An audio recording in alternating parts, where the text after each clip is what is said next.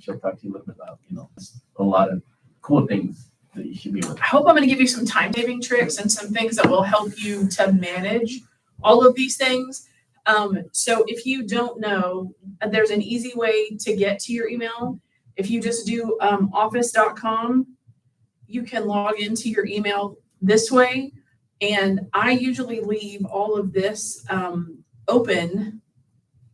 And we have the single sign-on, so you can just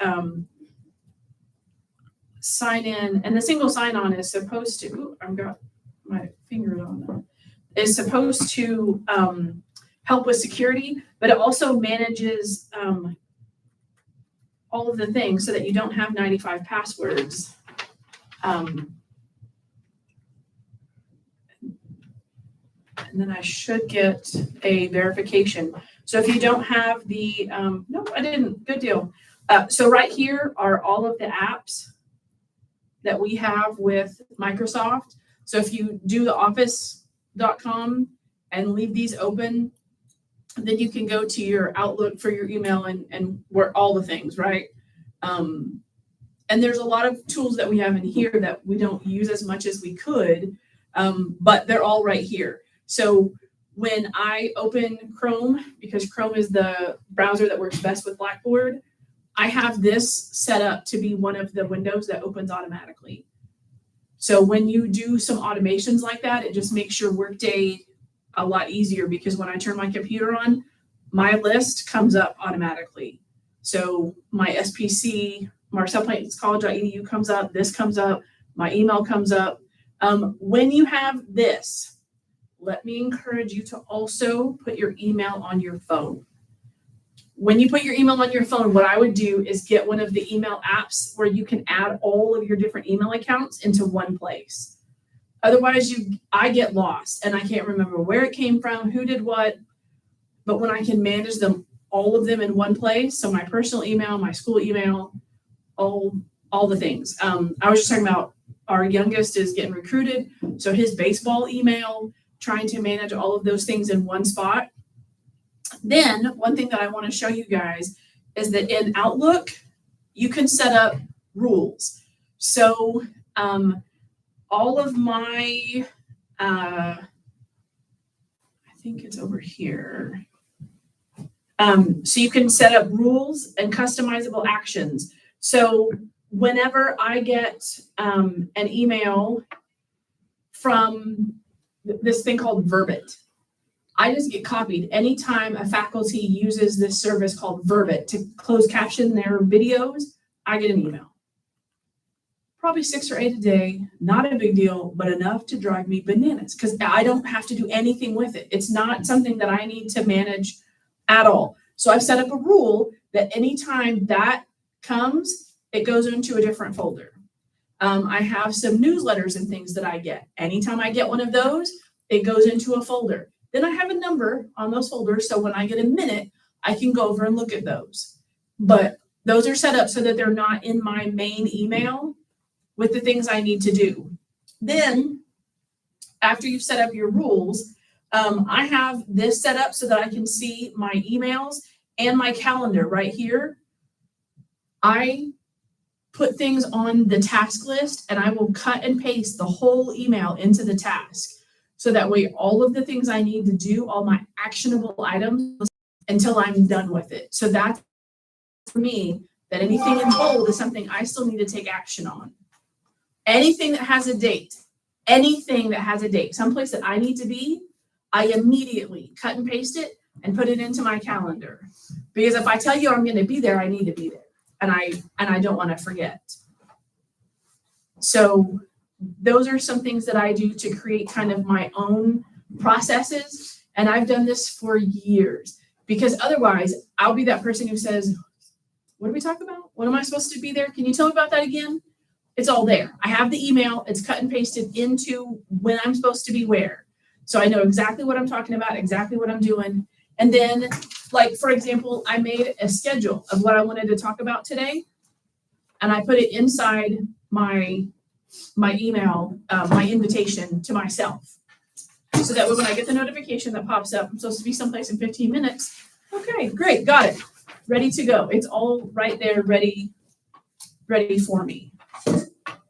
And those icons are over here on the side. So my to-do list and the newsletters, they're all right here on the side. So it makes it really easy and manageable when you have a lot going on. You can set up those automations, and then you, as the human, set up some things that you do automatically. And if you start those habits now, when they carry on into the work world, you will be ready to go. And you'll be able to very clearly see. There are some people that I work with who don't use their work calendars. And so when I go in to schedule a meeting, I don't know if they're free or not. So then I have to go and email every single person. I have to go and make sure and check all the things. If you keep your calendar up to date, then everybody knows when you're available, when you're free, things like that. Also for you guys, talking about calendars, schedule your study time. There are study times that are non-negotiable. I have study time from 4 to 6, but you want to go to dinner? Can't do it. I have an appointment. And that is the most important. And I have to do it from 4 to 6 because from 6 to 8, I have to go work out. I have to. That's important. And then I have to go to sleep. There are things on your calendar that are already fixed, that are stuck there on purpose. Don't move them. Leave them where they're supposed to be. Get food, baby. I'm not hungry. You good? Yeah. So talked about some tips and tricks for email. Let me tell you about the actual email. We get emails every day from students that are terrible. If you're emailing me because of Blackboard stuff, you need help. But when students email us, it's, hey, I can't get into my assignment. You used your Gmail. I don't even know who you are to try to look. I don't know what class, what assignment. I don't have a clue what's going on. And why? Why can't you get into your assignment? So when you email, regardless of what it's about, I challenge you to think through everything. Tell them the before, what the problem is, and tell them how you'd like it to be solved. Here are some things that, try to negotiate whatever it is your issue is, right? You don't email people just to, how was your weekend? You email because you need something, you're offering information, you need something to be solved. So give them all of the information. If it's a technical issue, screenshots are most helpful. Links are most helpful. Also, if you tell me what you've already tried, most helpful. Sometimes when we have IT issues, have you tried to turn it off? Yeah, I did that before I came here, right? So if you tell people what you already tried, that's really helpful too. So if you've already tried to contact HonorLock, let us know so that way we know where to start in the process. Also, address it properly. Know who you're talking to. If you don't know if they're a doctor or a professor, assistant professor, whatever, use their whole name. It's okay. Or you can call them an instructor if they are one of your instructors. If you don't know what their rank is, if they're an assistant professor, full professor, you can just call them instructor, whatever, or you can look it up, right? Because it's in Blackboard, it's listed. And also how they email you is how you can address them. Typically, that's how that works.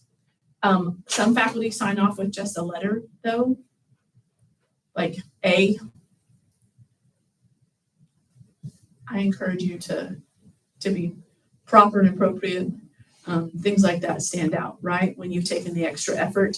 And then keep it professional. This is not a text message, These people are your instructors, they're mentors. They can give job references. They know people in industry. They know people at four-year colleges.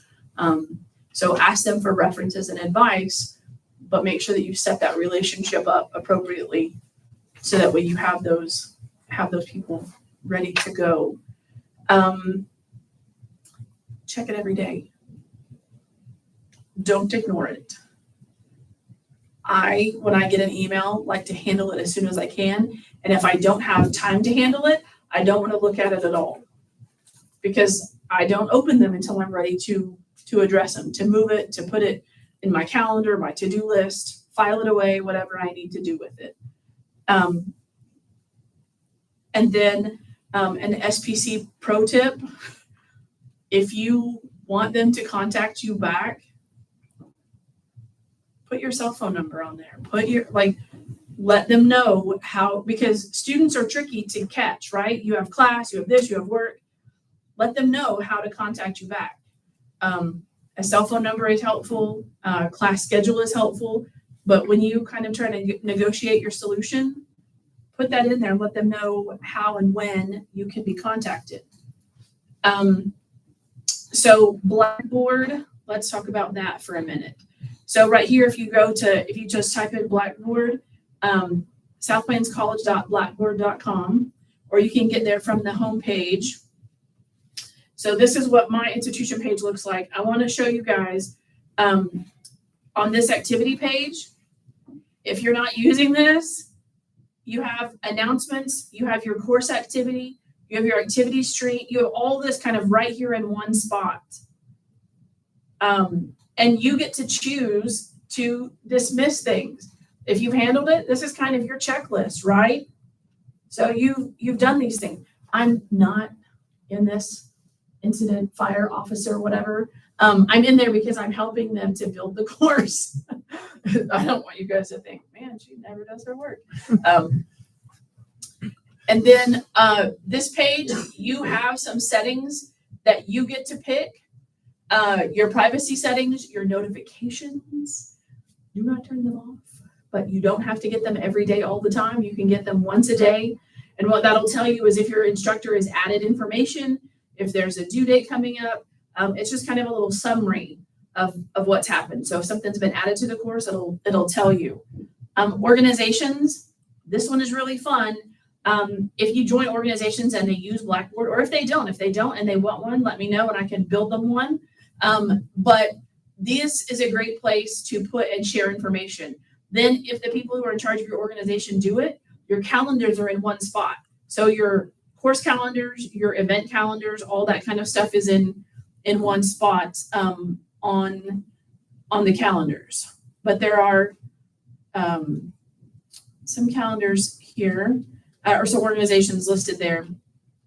And then calendar. If you don't use your calendar, let me encourage you to check this bad boy out because it'll list all of the things that are due.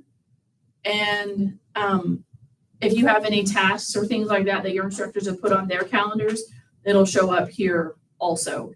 All nice and color coded, messages all in one spot, and then of course your grades all in one spot. Another quick thing that you might want to be aware of, sometimes faculty assign things and don't tell you how to do the things, right? In Blackboard, like the technical side. I don't even have to spell it right. It'll do it for me, I bet. Blackboard Ultra Student. This is a whole list of helps for Blackboard. How to use discussion boards, how to do journals, how to submit an assignment if you've never done it before, or if you're like, how do I? Because sometimes when you click, it starts the thing. Sometimes when you click, you get the instructions. So if you don't know, if you've never done it before, there are videos and things in here about how to do that. And don't rely on your memory. A lot of faculty don't care if you forgot, right? So write it down, make a plan, and then work your plan. I brought this to show you. This is my planner, and I have a monthly planner and then a weekly planner, all in this one thing. Every single Monday, I write down the things I have to be at, my calendar, and then all of my to-dos are down here.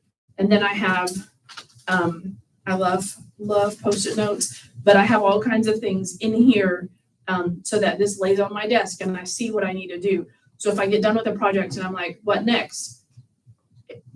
I'm checking things off. So I already know, so that way I can be the most efficient with my time, but all these things are listed out. I am also not above writing something down that I've already done so I can check it off. I do that a lot because I need the check mark. Check mark is fun. The next thing. Okay. AI. Is AI good? AI bad? What do y'all think? How you feeling about AI? Too good. It's too good. Why is it bad? I just think it doesn't help you learn. It gives you just, the answer. I like to do my own, especially when I write papers, I like to do my own research and do my own writing. I don't want AI to do anything for me. I don't really think that's helpful. Okay. So let me tell you about writing AI prompts. So if you want to do your own research and things, what you can do is you can put in your research and then say, give me 4 ways to organize this information. Or here's the expectation of the teacher. You can copy and paste that in there. Or you can even upload your document and then say, give me 7 ideas of things I could do to complete this project. And let it go to town. You are the human in charge. So you're the one who's going to have to make sure that it put it in the right style, the right format, the right whatever. But one way that we're using it here, especially in our technical programs, our technical folks are really good at what they do, but they're not comfortable with their writing. So we have even got them to do voice to text. So they will put their lecture or their how-to into ChatGPT and then tell it, put this into a 9th grade textbook-like information. Now use the same information and write it out step by step so that students know how to do the diesel mechanic thing. Then we'll put it into Napkin AI and have it do a podcast. Students have enjoyed listening to those podcasts on the way, on the commute back to Lubbock. Watching the numbers has been incredible. But the things that it can do and the ways that it can help you think in different ways, giving ideas. I've even asked it to help me plan parties. I've asked it to help me plan how to write. So on the 1st, I'm doing an AI talk with this online learning consortium. It's a national organization.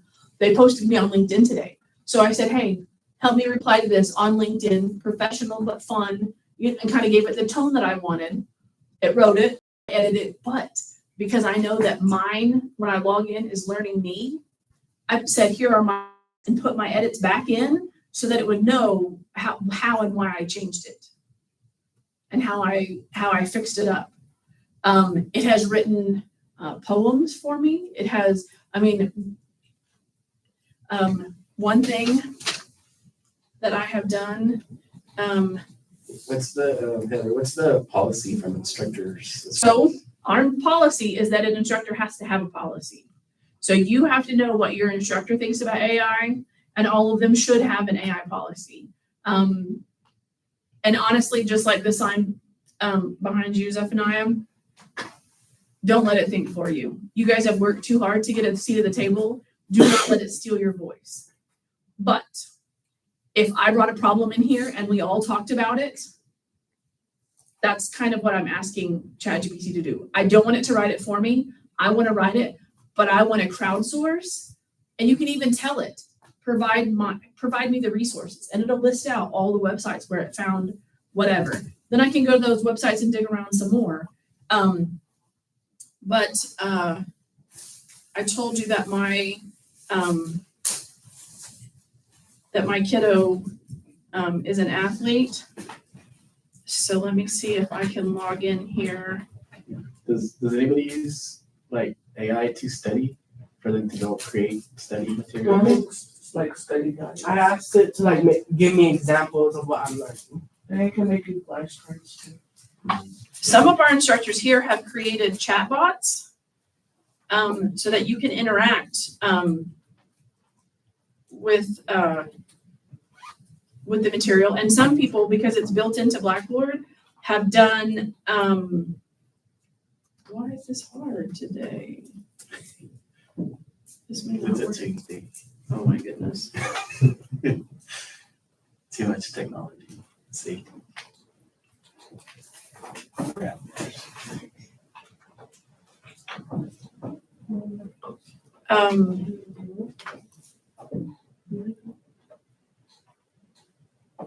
So let me show you.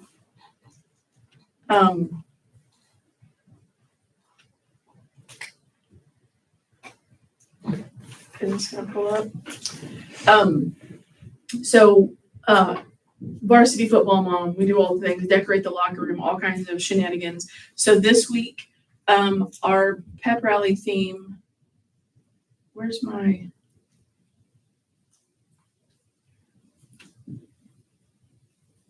little thing over here to, and it's not a touch screen, of course.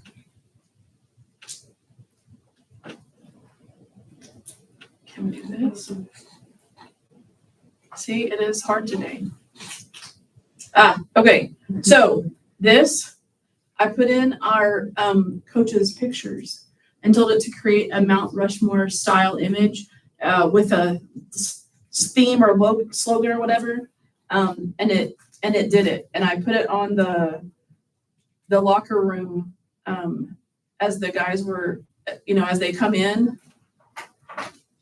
The kids went bananas. I just use AI. We have a Disney pep rally coming up. So I put the players' pictures in, and this is a paid version, so it doesn't go back to kind of feed the beast. I'm not giving the pictures to the large language model. I put the pictures of the players in and asked it to Disney print all of the kids. Hilarious. So those are the locker tags for that week. But there's all kinds of stuff in here. Let's see if we can get it to. Yeah, so there's the coaches. So here's some other little things that we made up for this USA football pep rally deal. And then when you get something and you don't like it, then you add more information in, right? You tell it to do some other things, and it can put it in there. But that's the important thing about this, is that when you get something and you don't like it, edit it. Go back in and tell it, okay, now do it this way. Now do it this way. Because it can make you flashcards. It can ask you questions. And it can even ask you questions. Say, I want 10 questions in a series. Don't ask me question 2 till I answer question 1 correctly. But you can set it up so that it can be a study partner with you. We even have a prompt that one of our instructors wrote that creates a Socratic bot where you answer a question about a topic, and then the chat will come back and say, okay, cool, but what about this part? What about this part? One of our chemistry instructors made one, and the father of the flux capacitor or whatever is who she made the identity to be. And so you talk back and forth about that concept, and that's kind of the structure of it. So there are lots and lots and lots of ways. You can also automate your work. You can sync it with your email, and it will produce your schedule for the week for you. You can say, these are the things I have to do this week. Help me prioritize my time. And then that can help you with those discipline skills, right? It can help you kind of try to manage and figure out those things. It can also write a budget for you. Have you tried that? I need to. Tell it, this is the money I have. These are the bills I have. I'm saving for XYZ. You can even say, where should I invest my money? Who's somebody local that I should contact about XYZ? There are all kinds of things that you can put into ChatGPT. Claude is probably better for academic stuff. Napkin AI, that's what I use to make the podcast with. There are so many AI resources out there.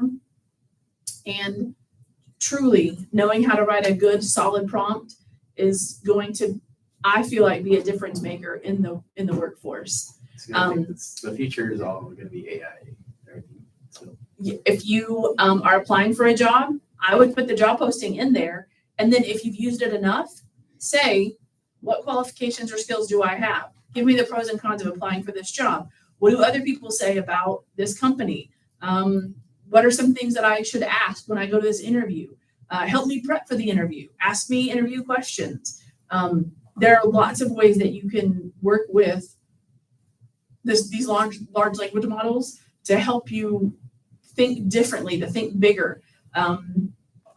perhaps some different ways to do things that would pertain to different industries. So my niece is big into theater, and she had to do a theater resume.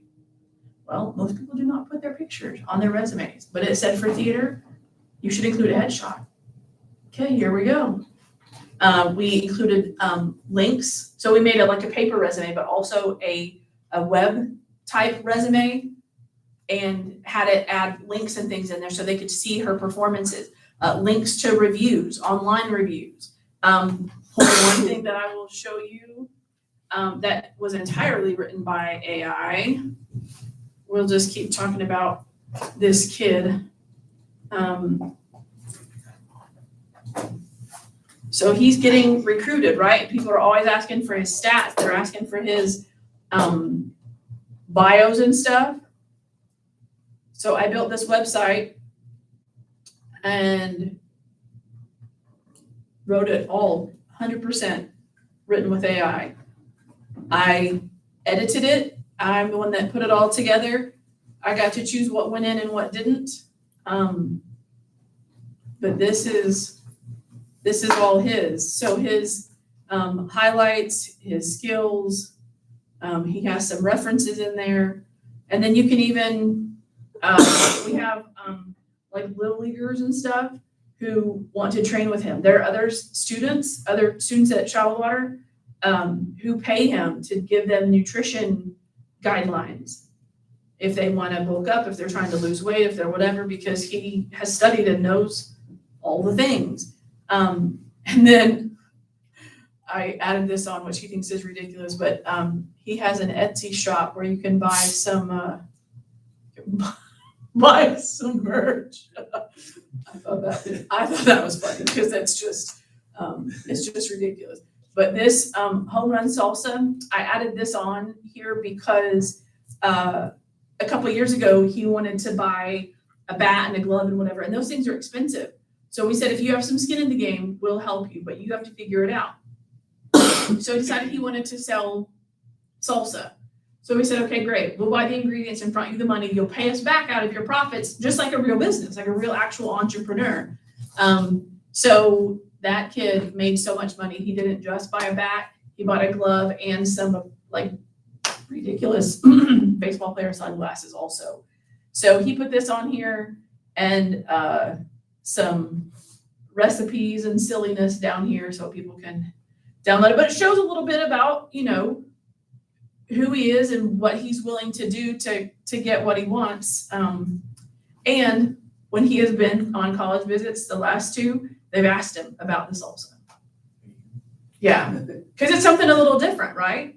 I mean, if you're a baseball player, you hit the ball and you turn left, right? Like that's what. So what do you ask a ball player that's a little different, that's outside the box to get to know them a little bit? So if you're doing interviews, if you're looking at schools, if you're trying to compare things, AI is a great way to do that. Okay, that was a ton of information in a short amount of time. Tell me what questions y'all have. Any questions? What secrets you want to know? That's really great information though. Like I even learned a lot of stuff too. Like I worked forever. There's a lot of good stuff in there. So thank you very much. Yes, you bet. Thank you very much. If y'all can go ahead and do navigation scan, and we're gonna go ahead and do a drawing for the organized. Did everybody put their I just find that